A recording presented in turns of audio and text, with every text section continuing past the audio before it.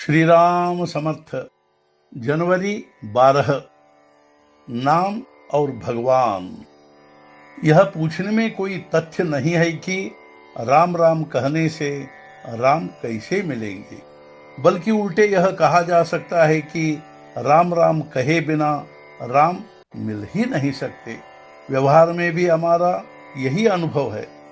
मान लो हमें काशी जाना है और हम टिकट लेने स्टेशन पर गए और वहां काशी नाम बताए बिना टिकट मांगा, तो लाख कोशिश करने पर भी हमें टिकट नहीं मिलेगा और हम काशी नहीं जा पाएंगे।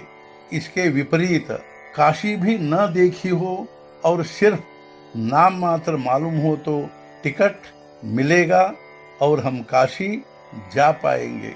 और एक बात, काशी हमारी देखी हुई है, हम उसका पूरा वर्णन भी कर सकते हैं और केवल उसका नाम याद नहीं आ रहा है और टिकट बाबू से वर्णन के आधार पर टिकट मांग रहे हैं, तो टिकट नहीं मिलेगा।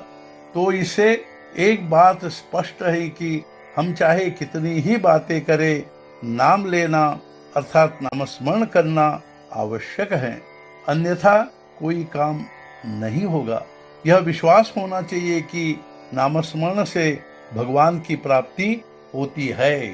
भगवान के नाम की आवश्यकता दो प्रकार से है। एक, गृहस्थी का स्वरूप समझ में आए इसलिए, और दूसरा इसलिए कि भगवान की प्राप्ति हो। यह हमारी समझ में नहीं आता कि खाने पीने के लिए भरपूर है, बीवी बच्चे घर बार आदि सब वैभव हैं, फिर भी हमें चिंता और बेचैनी क्यों होती है। इसका मतलब यह है कि दुख की निर्मिति अन्यत्र कहीं से होती है, यह समझ नहीं पाते।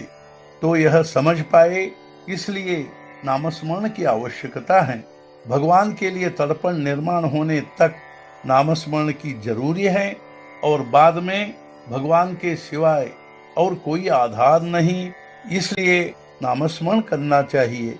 अंत में भगवान के दर्शन होने के पश्चात तो नामस्मरण अभ्यासवश अपने आप होते रहता है।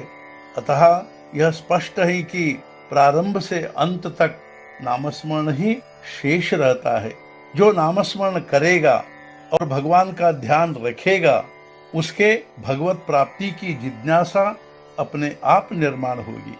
केवल नामस्मरण के लिए ही नामस्मरण करते रहेंगे तो उसमें कुछ राम है, अर्थात उसमें ही कुछ तथ्य है, यह अनुभव होगा।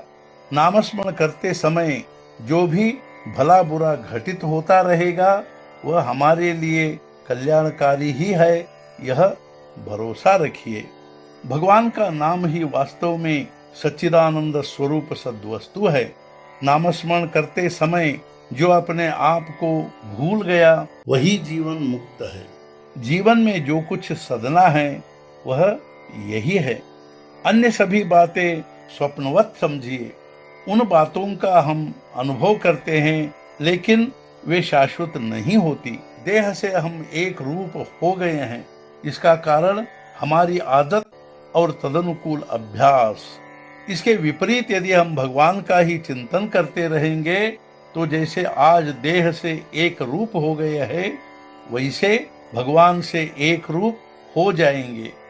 आज का मुख्य विचार, सवेरे उठते समय, रात को सोते समय और भोजन के पहले नामस्मरण करने का नियम रखना चाहिए। यह जीवन में बहुत उपयोगी सिद्ध होगा। सद्गुरुनाथ महाराज की जय। जय जय रघुवीर समर्थ।